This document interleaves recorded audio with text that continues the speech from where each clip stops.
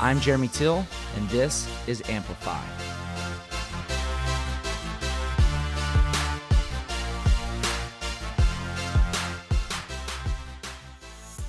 Lindsay and Mike Rosenthal join us today on the Amplify podcast. Guys, these two are champions walking amongst us every single day in the city of Austin.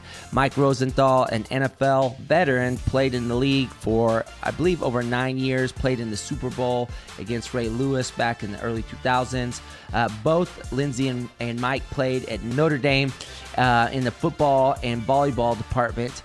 And we get to talk about Lindsay and her daughter as the 2 state championships in the family.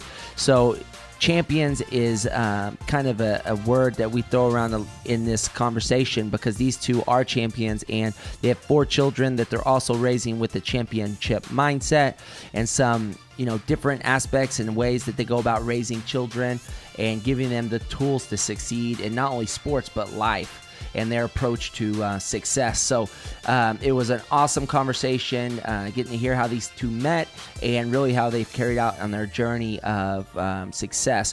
And we get to wrap it up with a new project they have here coming down the pipeline over the next year or two, a youth fitness facility out in West Austin that's going to encompass all sports and sports conditioning, ranging from sand volleyball to swimming, to field hockey, all the field sports. So exciting things, and I'll give you the details on that. So here are the Rosenthals.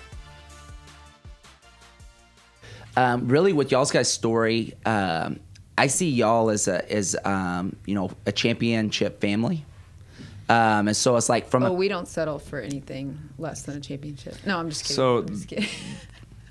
We're going to tell the story about being a state champion. No, I wasn't going to tell that, but you can. So we're in the kitchen the other day, and Lindsay starts rattling off about Lindsay's a state champion. She won a state championship at Austin High. Every day I show up at work, I go into the gym. There's her banner hanging from the ceiling, and then I go in the office, and her championship trophy is there. So I think I made a statement about there are 2 state champions in our family, and our oldest daughter won a couple state championships in swimming. And then so I tried to throw out that, I forget what grade I was in. I think I was in 5th grade. I won a state championship in soccer. Nope. And the 2 of them just shut it down. That's not a real state championship. And I said, no, we actually won the state, went to Omaha, Nebraska, and played every state champion from every state, but it hasn't been validated in our household. So and what is the stipulations to validating a state championship? You probably okay. So the reason I said it didn't count is because there are so many different governing bodies for youth sports, and as your kids get older, you'll see this. But for instance, I come from the world of volleyball, and in volleyball, you have 2 national championships. You have AAU and you have USA Volleyball. So in baseball, there's USAAAA or whatever that is. There's Little League. There's probably 5 governing bodies. So our son, who's 10, came home one day from a tournament. They get these big rings, like Super Bowl rings, and it said on the side of it, "World Champions." And No, it said state champions. No, it said world champions. That was because it was extra. World champions. And so that was kind of where I was coming from with the soccer championship, because I was like, no, there could have been another team out there that didn't go to the tournament. And whereas with swimming, in age group swimming, there is one governing body. And crap.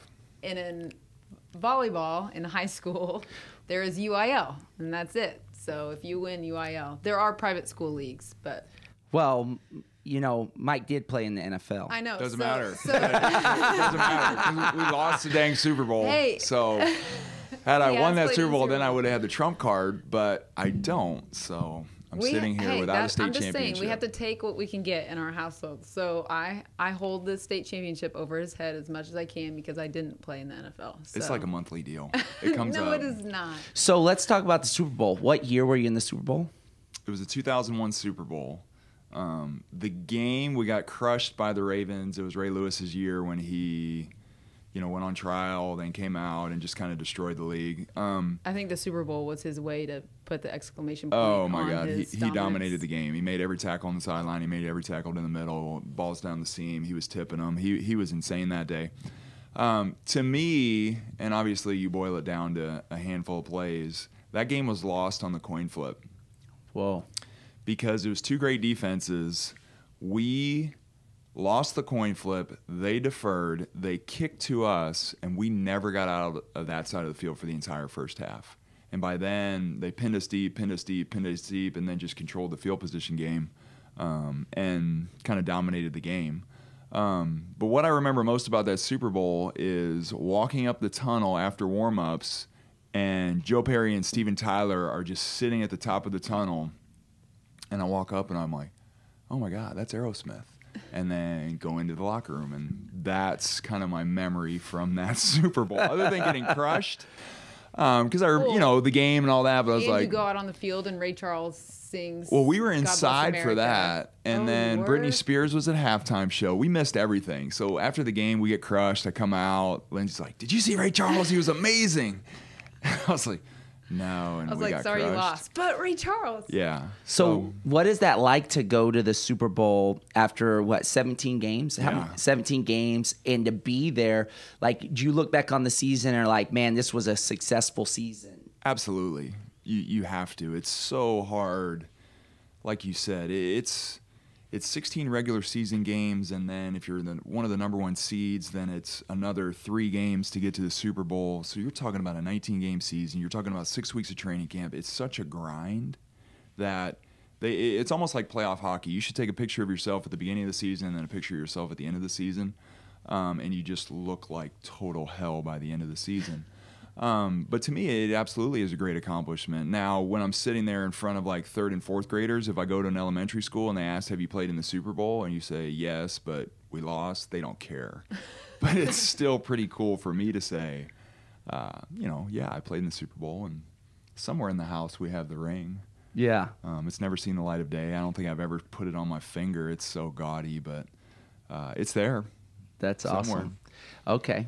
So when I think about you guys and the Rosenthals, you both played at Notre Dame at the same time, right? Mm-hmm. Same years. We graduated same year, yeah. Same year. And so you guys, now, Mike, where are you from? I'm from basically South Bend, Indiana. I grew up 10 minutes away in Mishawaka. It's like living in Pflugerville and coming to UT. So I was super close. Okay. And so you guys met at college. Mm-hmm. So, Lindsay, I want you to tell the story of how you two got connected. Okay, maybe I need to ask Mike first. No. We actually This met. comes up like every Thanksgiving. It's crazy. We actually met on our recruiting trip. So we were visiting. Y'all were freshmen. Y'all were same class. We were Seniors seniors in in high high school. school. Okay, but y'all were in the same. Yes. Okay. Yeah. He was being recruited by Lou Holtz, one of the all-time greats, and I was up there in Texas. We had a rule that you couldn't visit schools until the end of your high school season. So I was visiting 4 schools in 3 weekends, just trying to get the decision made. And in football, nobody really visited until their season was over. Wasn't that kind of standard? The whole thing has changed. So everything's changed. It was December. It was kind of the first big weekend of recruiting. So I have to be honest that in my high school I had maybe 2 or 3 guys that were taller than me. So I go up to this recruiting trip, and just the fact that he was taller than me and so good looking, I was like, oh my gosh. It's the only 2 things I have going for me. And those have faded. Yeah. I've gotten shorter and uglier over the years. So we met on our recruiting trip. He didn't remember me. No, I did remember you. Don't say that. Very well. But I remembered him, and so. So let me ask you this, though. You were visiting 3 or 4 schools. So what were the other schools that you were visiting? Ohio State, University of Georgia, and University of Missouri. Okay. So did Mike's meeting influence your selection of the university? No, because no. I mean, all the schools were different for me, and so it came down to academics and the impact I could have on the team. For instance, Ohio State has pretty good academics. I probably never would have played on their team. Missouri is academics, but I would have started as a freshman. Like, she was talking about me being a captain as a freshman. I was like, that is a really bad sign if you're going to have a freshman be a captain. And then Georgia, I would have played. Great party school. I don't know. It actually came down to Georgia and Notre Dame, and just Notre Dame seemed like a better fit to me. So it wasn't, sorry, Mike, didn't have to do with you. But I've known this a long time. But it didn't hurt that I did meet some great people on the visit. Not just Mike, a lot of great people. So. And so when did y'all met? You decided to commit there. When did y'all cross paths, and like when did y'all start dating? Not till sophomore year. We were friends all along, but just kind of did our own thing for a while. Yeah. And then sophomore year, I think it was the last game of my season. We went out after that, and that was our first date. And Steak and Shake in Mishawaka, Indiana. Big bucks. Nice. But we didn't have a lot of money. Yeah. It's ironic that we were talking about Ohio State, Michigan off air. We played Ohio State that year, and I was a sophomore, and it was at home. And we didn't play well, and it was, we were top 10, they were top 5. Like, it was just a great matchup. And gave the game away at the end, made a couple bad errors, and lost the game. And we went out that night, and all my friends and all my teammates were, like, just partying, happy, as the game didn't matter to them. And I remember we went to a party, and Lindsay was there, and we sat down that night talking about team and life and goals and kind of all these things. And I was so distraught after that loss that Lindsay kind of talked me through it and got me kind of through that game, because I was just, we put so much into this. And then the guys who I had put so much into, they didn't care. And granted, I had gone out with people who didn't play that day. Yeah. But it just frustrated the heck out of me. And so that was kind of the first time where I was like, wow, this girl's I actually have obviously some value. special. No. Obviously special. And that kind of, we started getting closer kind of throughout that whole year, and then, started dating. Awesome. What year were y'all at Notre Dame? What was the We graduated in 99. So he got drafted in 99. And 95 to 99. Yeah. We were there. 95 to 99. So what were y'all in 96? Is that the year Notre Dame and Florida State played? What year was that? 96 was the bowl game. 93 was the Florida State game. I was a junior in high school. I remember we were playing basketball that night. No, it was the following week. We were playing basketball. I had a basketball game at the high school, and I was running back and forth between the JV game and the training room, because that was the week they lost to BC. So they beat Florida State the week before, number 1 in the country. Following week, play Boston College and lose the game. So, yeah, I have a lot of memories around Notre Dame, yet never grew up cheering for them. So, see, I'm a lifelong Notre Dame fan. Yeah. Oh, are you? Yeah, because my father's Catholic, I'm Catholic, we were raised Catholic, and he's a Knights of Columbus, and every year they did a trip to Notre Dame to watch a game. And did you go? Yeah, I went. That's why I was kind of gauging. I went when I was in 4th grade, and so I was trying to get the year that it would have been. It might have been like 92-ish, so I would have been there a little bit earlier. But my brother was at that Florida State game with my father for that. But he would take a different kids, out of us every year and go out and watch. We watched Stanford when we went out, but like the Lou Holtz and like Notre Dame is just like, in the going out there and seeing the touchdown Jesus and the stadium and everything. So you actually had tickets in the stadium? Yes. I hate to ask that, but it's a hard ticket to get. Yeah, through the Knights of Columbus, my dad would go, like when Lou would come and talk at the evenings and all that stuff. And so my dad had access to the tickets to get in, and he had friends that were there, all that good stuff. So Notre Dame. We are biased, but I think it's one of the great college football experiences. Oh, no question. It's a bucket list. Yeah. Absolutely. You have to check it off your bucket list. And yeah. To me, the special part is, it's the entire campus, and it starts from Thursday, and, walking the campus and the trees and the greenery and just the lawns are. And then they have a pep rally on Friday night, which is awesome. I mean, it's actually a pep rally. Like people get excited and they're doing cheers. Is that at the Golden Dome? Is that where they have the? They used to have it in the around, Joyce Center. And then they moved them to the stadium my senior year, and then now they do them.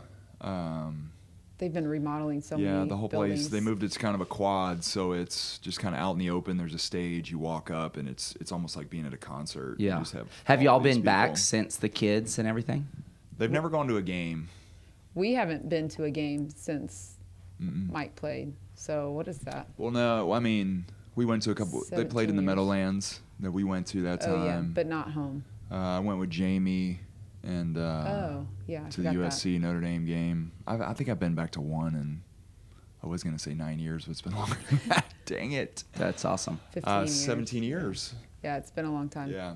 So giving our audience perspective with you guys, okay, so y'all live in Austin, Texas. Mike's the head coach of Austin High School football team. You currently do what? Volleyball? Like, you have some? My wife's telling me about your sand volleyball club thing that you do, I guess. And I know that It's not really a club. So we have a sand volleyball court at our house, and I play there, but we also teach lessons and yeah. And I know we're going to get to talk about y'all's project y'all are working on, which is a big deal. So we'll kind of talk to all that. But, Okay. you know, from the Rosenthals, y'all have a full house of children. Yes. How many children y'all have? 4. 4. Y'all thinking about having any more? No. No. We're waiting for you to catch up. Yeah, right. Well, we're Yeah. working on it too. Yeah. We're done. Yeah, 4 children. We're and done. So, Our youngest is 7 and our oldest is 12, and they more than keep us busy. So we have a lot to do. No more kids. Yes, and what ages do they range from? 7, 10, 11, and 12. So And the you- first 3 are packed together, and then another 2.5 years to the 4th one. Okay. And so talking about, you know, y'all's mindset and y'all were talking about in y'all's relationship about goals and seeing through how, like, you know, how is the home and the conversation about, you know, that type of mindset in today's age and this society, you know, children, I mean, it's just a different way people are being raised, Yeah. you know, and in the way of everybody gets a trophy, everybody gets this and that. So how do y'all approach, you know, raising y'all's children with being, you know, champions in y'all's own right and sharing that with your children? You know, just like you know, you're in the fitness industry, athletic industry, and you just kind of and you're in the people industry, you know. And so we read a lot. I listen to podcasts, and just how you know, navigate, because the issues of today are way different than the issues that we had growing up. Social media, cell phones, you know, and I would talk to a person on the phone. It was in my kitchen with the long kind of cord. You couldn't kind of get away. You know, to us, it's all about positive reinforcement. We definitely work our way through issues and, you know, working hard. It's just kind of core values of working hard, being a great teammate, listening to your coach, and, you know, you go out there and you play your butt off. And so for us, we really never, I don't know if you do it with volleyball with Kaysen, but we don't talk about the game. We talk about how proud of their effort. We don't really talk about the result. We don't talk about the result at all. Yeah. And it's just, we're going to support them in what they want to do. We also we approach it from 2 different angles, because unfortunately we have the coaching side of it, so we see it as coaches, and that's not just in football and volleyball, but we've coached several sports. So we can give our kids advice from the coaching angle, but then there's the parent angle. And the parent angle is you step back, all you do is say, I love to watch you play, and you shut up. So balancing that with the coaching angle of wanting to say, you know, did you try to kick it with your right foot instead of your left? Or stuff like that. It is kind of a balance. So I think how we approach it is we step back, we're parents first, and we say, we love to watch you play. Just give 100% effort. Doesn't matter win or lose. Just give the effort. And then if they ask us questions like, did you see this play? And what did you think about this? And my coach said this. It made me feel like this. And we're big proponents of go talk to the coach. Go talk to the coach. Like, we'll help you out. We'll support you. But go talk to the coach, because the kids, as young as they are, they can still have that relationship with the coach. And the coaches, for the most part, appreciate getting that feedback. Like, hey, coach, that really hurt my feelings when you said X or whatever. The coach goes, okay, I don't need to say that anymore. I can say it a different way. You know, it's, so we try to have them communicate about it as much as possible. But at the end of the day, we do try to just step back and say, good job. Whatever you did, good job. I love watching you play. Because I think that's, we see the parents on the sidelines. For instance, I love it. It's entertainment to me. 3 of our kids play soccer, and it is shocking to me. The parents don't shut up. They don't shut up. They'll stand on the sidelines, and there are coaches, and the coaches our kids have are awesome. And so they're constantly giving feedback and saying, you know, Laren, pop outside, get, you know, whatever they're saying. I'm not going to repeat it because then I'll end up being one of those parents. But on the opposite sideline are all the parents, and they never stop yelling. And we say to our kids, like, hey, just so you know, we're never going to be those parents. So if you want us yelling all the time, you're out of luck. And you say yelling like they're trying to coach the kids, or they're... Yes. Okay. Like, they're not hey, cheering like, good job. They're like saying, no. do this, do that. Yes. Gotcha. Yes. And get Run ready. harder. Come on. Do this, do that. I think the worst thing you can do as a parent, and you know, there's a couple points in there, is if you're watching your kid play, and whenever that kid does something and he or she looks at you, you're wrong. So if your kid is looking for validation from you and not looking to the coach or just playing the game, you're wrong. You're wrong as a parent if your kid is just back. Always, and you'll go to games, and this is where it gets frustrating. It gets hard for me because I watch parents, I watch the game, and then I watch the interaction with kids. So I end up probably missing a lot of the game, and I see the kids' frustration, I see the coach's frustration, and I'm like, well, do I do that? How do I tweak me as a professional to do that? But it drives me crazy. And when a kid makes a mistake and then looks either right at the coach or right at the parent, because a kid within those lines should be able to play and do it. Mm-hmm. And they need to work themselves out of that funk. And succeed and fail. Do all of it together. Exactly. Yeah. I think the other thing is that a lot of parents don't have an appreciation for the big picture. And my example is our 10-year-old son was playing soccer this fall, and we were at a tournament on, is it Memorial Day? Labor Day. I always get those confused. So it was Labor Day. It was 105 degrees. It was miserable. And we were playing at 11 o'clock or noon or something, so it was even more miserable. And the opposing team's parents are screaming at the ref the whole time. And this poor ref, I mean, he's reffing 10-year-olds at 11 a.m. on a freaking hot day. I mean, nobody wants that job, right? And he's not getting paid enough to be doing what he's doing. And they're just screaming at him. And I try to stay as quiet as possible, which is really hard for me. But I finally went up to him and I was like, look, you gotta understand his perspective. He's hot, he's tired. He's the only ref out there. For some reason, we don't have 2 refs this time. He's the only one. Well, he's messing up and he's calling all the wrong calls. And I go, yeah, well, he's going to make some bad calls. And the kids need to know that too. There are going to be some bad calls. There's going to be, and that happens with everything. Like, so were they responsive to what you said to them, or were they like, get out of my face? Get out of my face more. Whoa. Yeah. And it's just, I was just trying to show them a little bit of perspective. But the main thing, going back to your original question, is sports for us is not college scholarships and state champions. Like, we joke about that, but sports is the number one way to learn life lessons, to learn patience, to learn hard work, to learn teamwork, and as a parent, it's the number one way to keep your kids out of trouble. Like, if they have practice on Saturday morning, they're not going out Friday night. And if they've had 3 practices during the week and all of their schoolwork and everything, they get to Friday night and they say, Mom, can we just sit down and watch a movie? I'm so tired. That to me is what sports are. Like, learn your lessons, do your hard work, figure out how to problem solve and push through things, but also keep you out of trouble.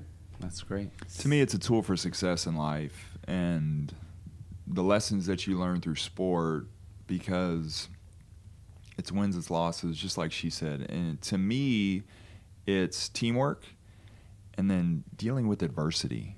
Like, I think as a society, and I especially see it at the high school level, our kids struggle with dealing with adversity. And maybe it goes back to your original, everybody gets a trophy, everybody's propped up, everybody's happy. But to me, the number one struggle with this generation is just how do you deal with adversity? And we talk about it every day. We teach them management tools and just kind of how to manage the pressure of life. And to me, that's where parents are really struggling with their kids. What did you do before CrossFit? What did I do? And just because that's like, you must have played some kind of sports growing up. Mm-hmm. Yeah, well, I think that I grew up in Lubbock, Texas, so my life is really, I would say one thing that stems from me is hard work, because my father was a farmer, and I started working on the farm around 10 years old. I was going out there at 8, started working at 10, and really didn't stop working on the farm from 10 to 16 until I started my own business. I was like, the heck with this working hard. I got smart and I started a lawn mowing company because I could make more money doing that. And so working hard, but then, I got into weights and training. My dad went to the gym every day at noon during his lunch break, and he took us to the Nautilus Sports Club to go, and I would sit around and then I started to work out, and all that stuff. But, my story is unique, I think, in the sense that, I got picked on when I was around 11 or 12 by my brother's friends. And so in my head just clicked. I said I was never going to be overweight because they called me Chunk. And so I was like, see, and this is funny for me because I always see a Y in the road where I could have got depressed and could have gotten fatter and just gained weight. I said, I'm gonna show everybody and I'll never be overweight. And so I started to learn and I started to watch, and I'm the youngest of 5. So I watched what my brother's sister did. My mom would take me to the local book store and I would read Muscle and Fitness. And so I just started to learn and study and all that stuff at an early age. And so, but hard work, like that's one fiber through my whole family. See, but it's funny because my brother, who is the third, he's the middle child, he saw how much my father worked and how much he had to work. He actually resigned from work, and he does enough to, survive, to get there and do it, and he's happy with it. And it's not like, oh, well, he's happy with doing the work, but if he's going to take off and enjoy life, and I'm never going to work that hard. And so it's interesting how different, and like I said, I've had conversations with, it's like, hey, this is how, and I work with him, and it's like that's how he approaches things. But anyways, for me, that was kind of the fiber, and I got into powerlifting when I was a sophomore in high school. High school football, my coach James Morton, who was at Lubbock Monterey, he was at Midland Lee, and now he's back at his home school in Eastland.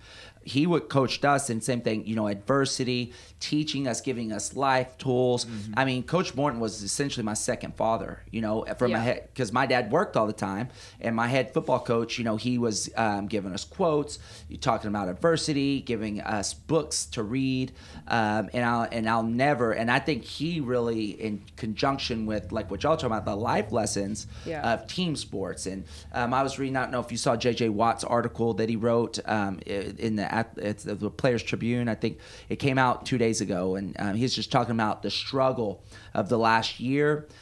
He had, torn abductors and all sorts of injuries, and how it looked bleak that he might have to retire. No one knew this, but he went back and talked about high school football, and he was off in October and November, and he got to go back to, where is he from? Is he from Wisconsin? From Wisconsin, yeah. Wisconsin, and go and watch, and his love for the game, and it came back, but all that stuff just like, it really brings back to me, where I am today and what I want to do for, my children and all that stuff, and give them the tools. It really does change your perspective, doesn't it, once you have kids? Oh, no question. But, I mean, the approach to giving them, I mean, my son right now, like, I reverse engineer his whole process. He doesn't even know that he's in training right now. And we don't talk about it. Well, because you can make it fun. Oh, absolutely. Yeah. And so he's training from gymnastics, body awareness. Right. We started him out when he was in his first 6 months of living, he started swimming. He started the survival swim. Within a year, we had him in gymnastics. I think maybe it was 2 years in. And mine is, body awareness in water and on land. And then the games of him coming up and watching and observing. And, he's going to be so versatile in his movement patterns that no matter what it is that he does, he's going to be a world-class, healthy, fit individual. And he's going to be one of those kids that everybody hates because he's going to be able to play music. He's going to be able to play, he speaks Spanish right now. His mother-in-law, he goes to his mother-in-law. She speaks fluent Spanish one time a week, and they teach him Spanish just through language. And the other day he was talking to his ama, and they were speaking in Spanish, and I was like, this is gonna be amazing because he's gonna be multilingual. His grandpa speaks 6 languages, so they interchange different language, and it's all by design. Yeah. And so I want that for him, and I plan that out. And I think we'll circle back to books and reading, and talk about what you guys read and all that stuff. But so I love football. I love it. I love the team aspect of it. Now with head trauma and all that stuff, it's really kind of like, whoa, as you really start to research, and I dealt with some head trauma post high school that now looking back at, my heart dropped in my stomach. It says, man, I was getting MRIs and checking my brain after high school because I had faced depression and a lot of, the side effects emotional trauma that I couldn't figure out what it was. And as I watched the documentary on the Steelers and watched this stuff, I was like, holy smokes.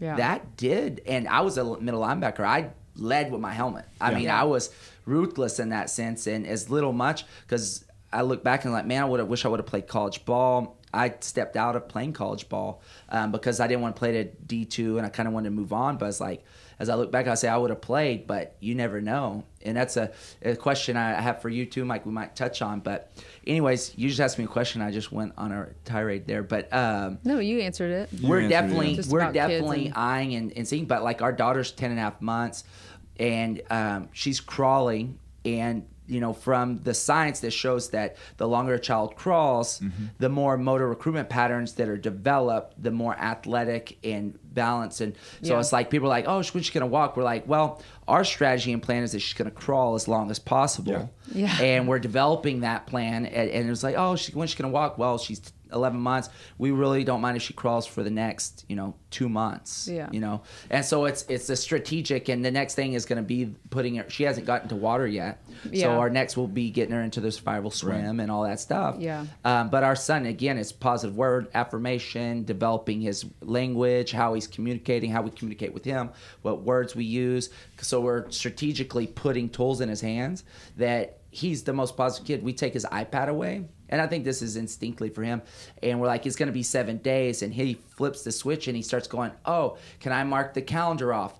And we're like, this is punishment. And he's like, oh, it's like, oh, this is exciting. And then he's like, each day he's checking off, and he's really excited about the situation. And we're like, all right. Oh, well. That kind of backfired. Yeah, right. No, we do the same thing.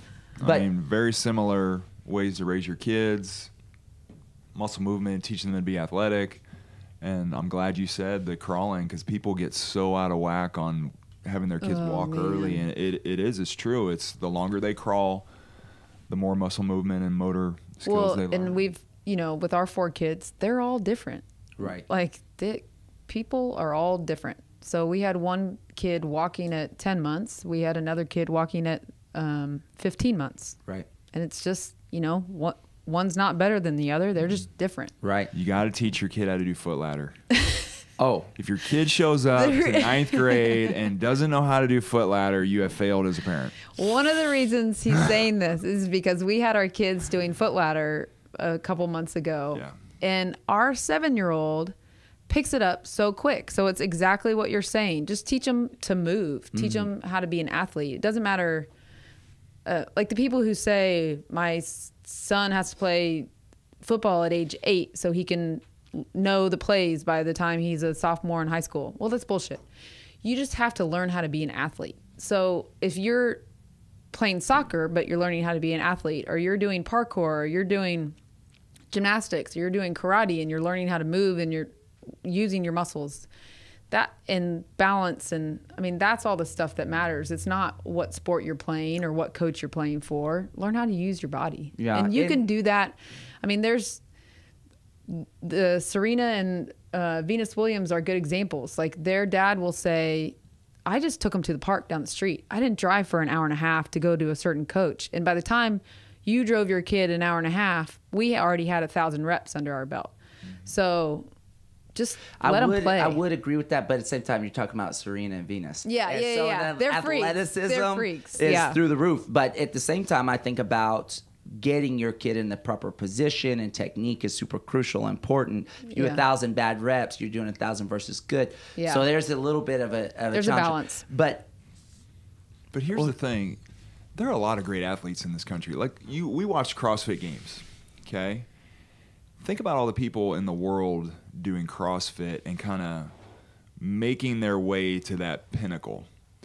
And there are strong people in the world, there are athletic people in the world, but when you put that together with mental toughness is what brings you to the elite. Highest levels, yeah. And to me, it's the same thing with Serena, like and Serena and Venus, or even like there are big people all over the world. You got to have a requisite athleticism. You got to have a requisite kind of deal. But to be able to process information at such a speed that those two girls have sets them apart, because they can physically get there, but then being able to deal with the moment and the pressure and overcoming that and succeeding, that to me is what makes the historic, epic kind of Hall of Fame players. So, yeah, it's special and it's kind of the whole thing, but just because you do 10,000 hours or you do this doesn't guarantee any success. I also think what you're doing with your son, and I assume eventually with your daughter, and just like making it fun and putting the concentration on the effort, not the, like, he's showing good effort in marking off the calendar. Like you got to give him something for that. He's getting into it. So yeah. So you mentioned earlier a little bit about books that y'all read. Y'all are avid readers, and so what are some of your top books, Mike, that you've read that you kind of see? And so there's this book. It's called The Sports Gene. I got really into that and just the philosophy, and it basically is the anti-Malcolm Gladwell 10,000 hours, because it kind of goes into the book about 10,000 hours is really an average, and some people can do it in 2,000 hours, and some people have to take 20,000 hours, and it just kind of talks about the genetics behind it and kind of the prerequisite that if you have person A who's maybe not physically able to get to the top, they're able to work their butts off and get there, but the other person who has kind of the fit or has kind of the different genes is able to, in less time and probably easier, get to that pinnacle and then explode through the ceiling. So I read that a couple years ago. I think it's a great book. I've read all the Malcolm Gladwell books. I've read Saban. We're talking about Saban. I'm a big believer in coaching, just principles. What else do I read? I read kind of the uplifting stories. Just whatever I'm struggling with in life, I'm going to read a book to kind of get another opinion on that. Whether if it's coaching, whether it's parenting, whether it's marriage, whether it's anything, I'm just kind of research and read. Whether it's your body and you're talking about workouts, and if you're stuck in a rut, read something to get you out of that rut, to give you a new idea. Because I don't hold every great idea in my profession. Like, there are a ton of great people out there who have a ton of different ideas, and just kind of tweak and try, because our life is a marathon and you got to keep learning. So I'm kind of on the other side of the spectrum, and it could be I've gotten my law degree, and to get a law degree, you read about 1 million pages, and it's all, I'm not going to say boring. It's all bland stuff. I mean, it's legalese, it's casework. And so I now, when I read to get away from everything that's going on around me. So I just read shit, trash. Like fiction? Mostly fiction. No, like gossip mags.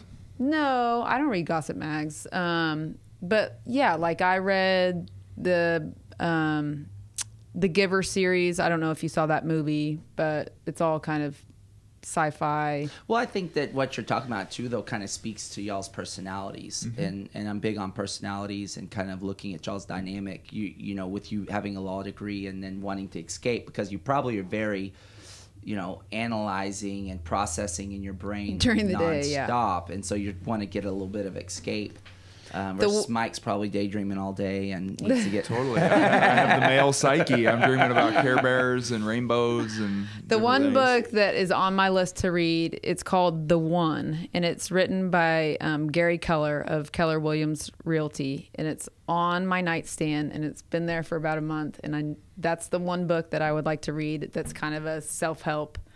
Not self-help, just kind of helping to focus. So that's one that is on my list, and I will read that eventually. You mentioned so Gary Keller's his co-author is Jay Papasan.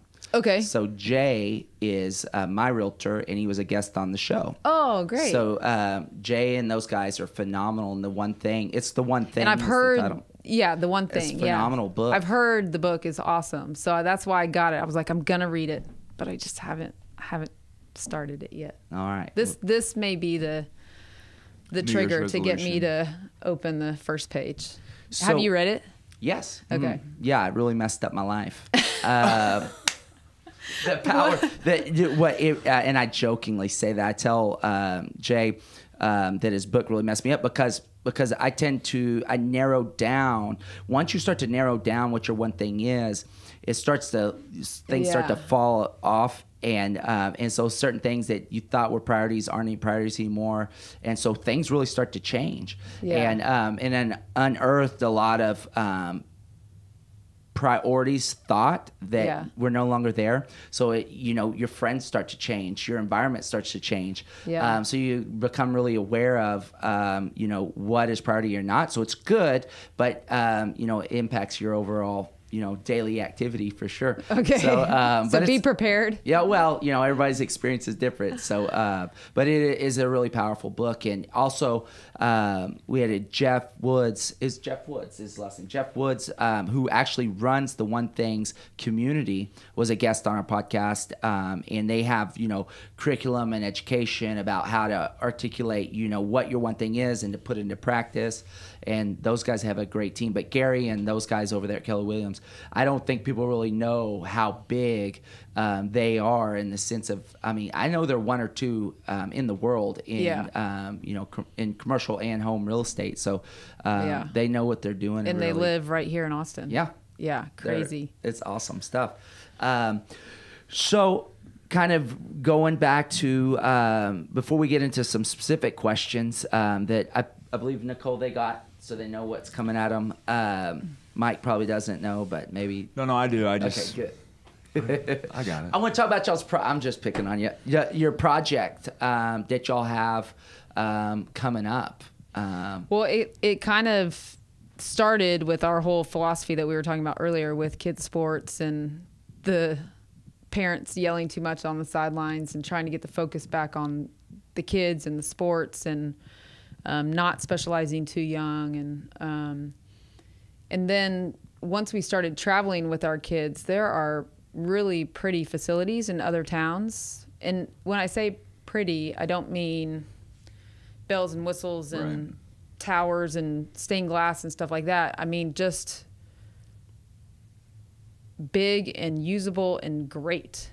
And then you look to the city of Austin, and we don't have a lot. I know. We have the Fittest Games that we host here in Austin, and we do it at the Travis County Expo Center, which is for rodeos. Yeah. But we've looked for stadiums to utilize for our competition, and there are none. Well, so as an example, last year I coached volleyball, and we went down to San Antonio for a tournament. It was in a convention center downtown. I think it's the K. Bailey Hutchison or something convention center. And we walk in the door, and there are 12 courts.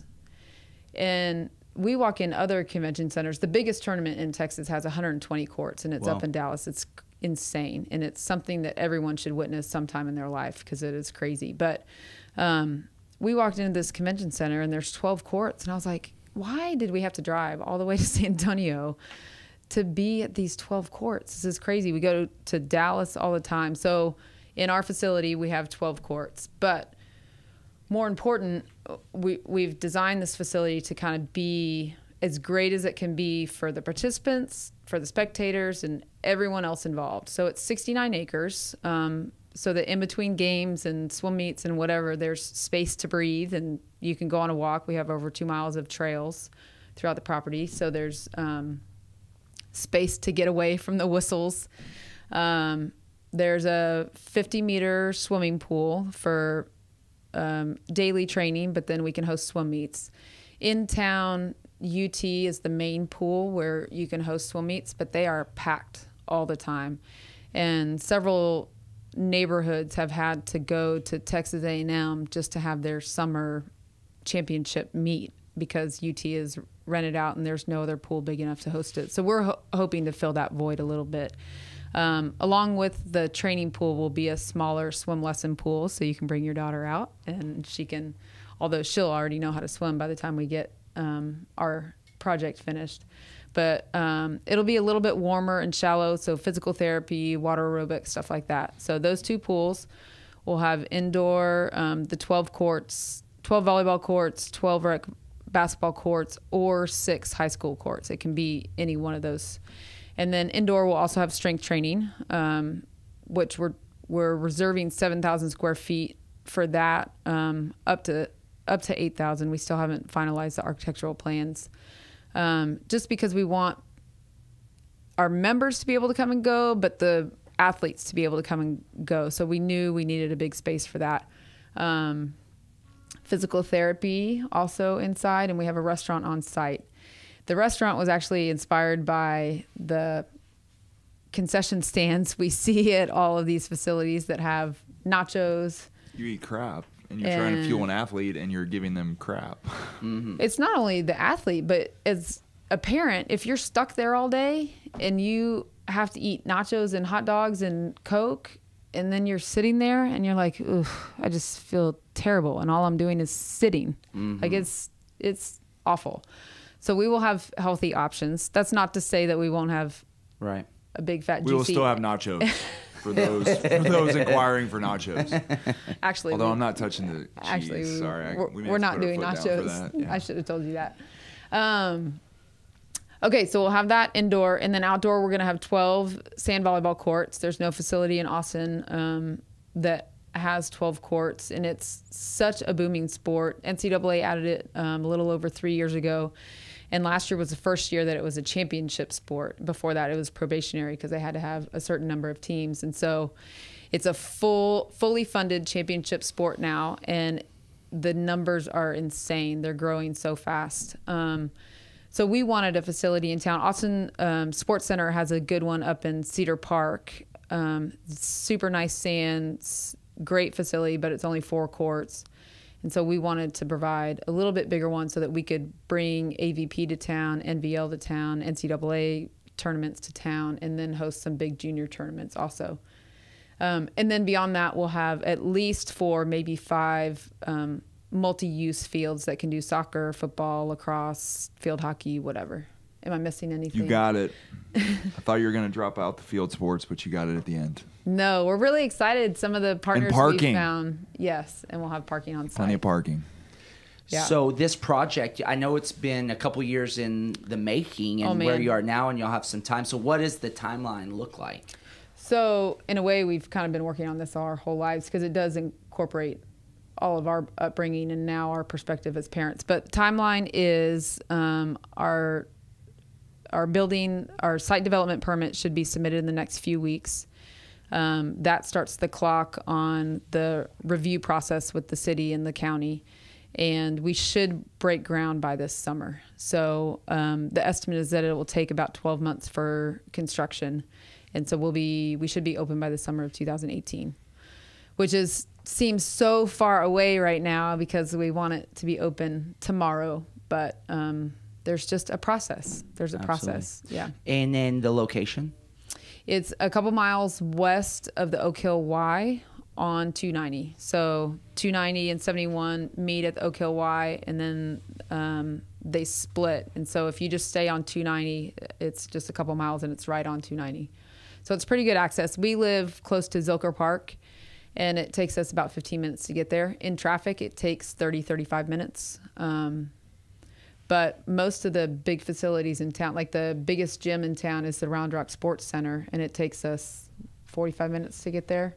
Yeah, and so that's without traffic. Yeah, it's really providing a good location for all of Central Austin for events, but on a daily basis for South and Southwest Austin to have a place to go. Have you already set up a website? Is there a place you can go on and read or look We about do. this? It's just kind of a whole...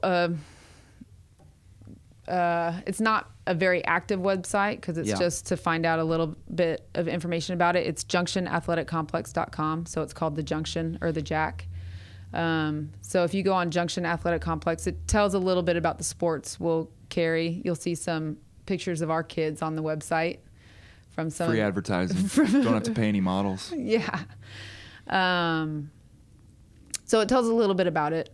But we actually, that's a good reminder. We do need to update some of the info because we have some new site plans that just came out in the last week. So we'll get those up online so people can see what it's all about. Well, cool. And hopefully working with you guys on it. We're so impressed with what you do here, not only with CrossFit, but Central Athlete, and trying to expand y'all a little bit beyond that too, and group training and I think that what y'all are doing is just so important. And it's like from my beginning, it's shared about, high school sports conditioning. When I came out of high school, that's the first thing I did, start working with youth athletes with strength conditioning. And it's just so, I was super passionate about it then and still am passionate about it just because how much impact it had on my life. Yeah. And I feel like I've condensed down, 35 years, the last 25 years, 20 years pursuing health and wellness. I have learned so much, and to take someone and condense down that information and be able to hand it to parents to know that, hey, we can get your kid in a position to succeed, so much faster. And they'll know how to run a speed ladder by the time they get Heck Yeah, super crucial. Yeah, we break out the speed ladder. That's part of the obstacle course that Jacob already runs. So he'll be dialed in for the teach him the ladder. icky shuffle. Oh, no questions asked. Man, you have no idea how neglected. Like, we all kind of laugh about it, but I have freshmen that we teach opposite leg, opposite arm, and we're literally teaching that stuff in 9th grade, and it sets us as a program so far behind because we just can't move past that. And if you don't teach a kid how to move, you can't teach a kid how to catch and run and block and tackle. You just can't do it. Shuffle back to the right and shuffle back to the left. So it's definitely needed. It's needed in urban areas. Mm-hmm. We had another guest talking about desert fitness areas, just where the lack of fitness is in certain areas, and the basic rudimentary motor recruitment patterns are not being taught. But that's the struggle too, is with these youth sports as well. We've moved away from the basics, and that's why I think the Ohio State coach was just talking about Urban Meyer's talking about the kids that he recruits play multiple sports. Yep. They are diversified, and this whole concept of specializing is really showing to be a bad decision. And so more information that gets out about this types of approach and getting the motor recruitment patterns and dialed in, it's just the basics. And that's the deal with, I always taught with speed and agility and training, is that I'm not going to really use a lot of the bells and whistles. We're going to do speed ladders, we're going to do basic run techniques, and we're going to do it over and over and over and over and over and over again. And really, you're going to be like, are we doing this again? Yes, we're doing it again, because there's really nothing super razzle dazzle that we need to do other than the basics. So when you get on the field, this is automatic. There's no question, and you're going to free yourself up to so many more, options. So that's definitely my philosophy. I wonder if cell phones and TV and just the immediate gratification that kids can get from clicking on an image. Like, I get the same question in volleyball. Kids will say, "Are we practicing passing today?" Yeah. Every day you ask me that question, the answer is yes. We are practicing passing, because guess what? Every play in volleyball, you pass. And I teach more of the younger ages, and so passing and serving are the two main skills that you have to know. So we practice passing a lot, and to the point where they get sick of it, kind of like you're saying. But you have to practice the basics. You have to know how to do that. Yeah, you want. But going back to your multi-sport thing, that and cross training, that's why we tried to shove as many amenities into our complex as possible so that there can be cross training. And we're hoping to we will encourage our coaches,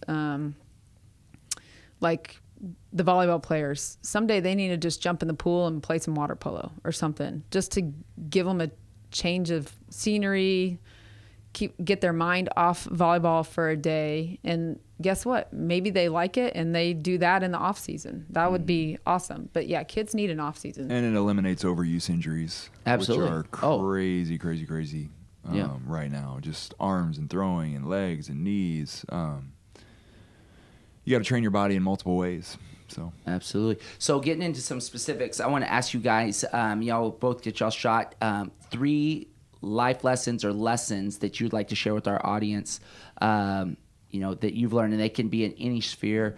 Just 3 top lessons that you'd like to share with the audience. You want to go? You want me to go? I'll go. My dad he's passed away almost 3 years ago. But he would, 2 years ago. Gosh, I should know that. Every day he would say, you got to learn something new every day. And I think it's true. I mean, I'm almost 40. You're a little bit younger, but I feel like you can learn something new every day. And it doesn't have to be a big thing. It could just be like today. I learned that you played high school football. That's something new I learned today.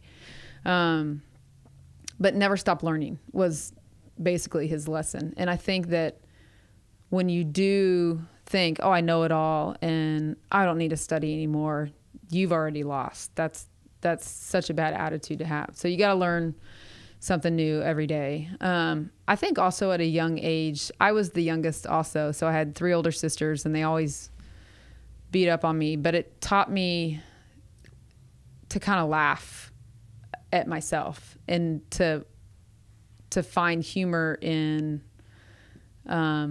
stuff that I would do. Like they would laugh at me and I'd go, oh yeah, that was funny. So I think having to scrap and fight and work as the youngest is a major bonus, but also learning to laugh at yourself because you're not always going to do things right. So be able to see it and go, oh, that was dumb. I gotta not do that again. And then the other thing that I've learned, and really, I don't think I learned this until I was a mom, but I figured out that I really needed time for myself. So I will, if all my kids are, this one's reading a book and this one's doing homework and this one's working on a puzzle or whatever, I'll just go have a mommy timeout and just say, okay, 5 minutes. I'll talk to you in 5 minutes. And it could just be me sitting in a corner, not talking to anybody. Or it could be that I'll say, hey, Mike, I just need to go to a movie by myself or whatever it is. You just got to find time for yourself. So those are my 3 things. Never stop learning, be able to laugh at yourself and find time for yourself. Mm-hmm. I just saw an article about smart people need a lot of alone time. Oh, really? It puts you in that category. Well, and I said that I learned it with motherhood. I'm smart, sure. But I think that even young people, like in their teens and 20s, when you're dating someone and if you're around them all the time, man, you gotta take a break and find yourself. Don't just only identify yourself with that person. Mm-hmm. Go find yourself also. Good. What about you, Mike? To me, I kind of look back on all my years as just living in life and who I learned from. How do I say it? Never had a strong kind of connection with my parents. So there are points in my life where I remember things they said to me that have influenced me to not do that with my kids and to be there for my kids and do different things like that. And without that kind of parental influence, coaches really took over my life. And I would not be where I am today without my high school coaches. And one of the things, we had a head coach and we had this O-line coach. And the head coach, very successful, Hall of Famer in Indiana, But the person I gravitated to was my offensive line coach because he never accepted anything less than your best. And having him in high school prepared me for Notre Dame. And then Lou Holtz always has this saying, it's what's important now. I think about that all the time. And really the goal of the day, and that's not to say you don't have a long-term vision, but what's important today? What's important that you have to accomplish today, whether it's yourself, whether it's your kids, whether it's your job, kind of identifying that. I've been an offensive lineman since birth and didn't play football until 8th grade, but let's just face it, I was an offensive lineman from birth. And just the blue-collar grind mentality where you can put me in a corner and shovel whatever you want on top of me, and I'm gonna come out on the other side, and I'm gonna be able to handle adversity, and I'm gonna be able to handle intense situations and not get rattled. I think that's the biggest difference between high school to college, college to the NFL. We talked earlier about big players and being athletic. The key to the NFL, and this is why you have a 50-50 washout rate with Division I or first-round quarterbacks, is can you take and process information in the blink of an eye and succeed? Because the difference in the NFL and that window and getting that ball through is like that. And the difference between a linebacker blitzing and you're on the side of it versus you're in front of it, and all that is your mental processing of getting in front of it. So to me, the grind mentality, being able to kind of shovel through shit and come out the other side. And then this is kind of the last one. I always talk to our players about it. At the end of the day, like, you can lie to me, she can lie to me, I can lie to you, but you can't lie to yourself. And when you're brushing your teeth and you're looking in the mirror, that person looking back at you knows if you gave your best or if you didn't, if you quit on that last rep or you didn't, if you cut a corner or you didn't. And I can look at you and you look at me, oh yeah, that kid's working hard, but you can't look at yourself in the mirror and lie to yourself. Mm-hmm. And that's kind of my philosophy. It's good.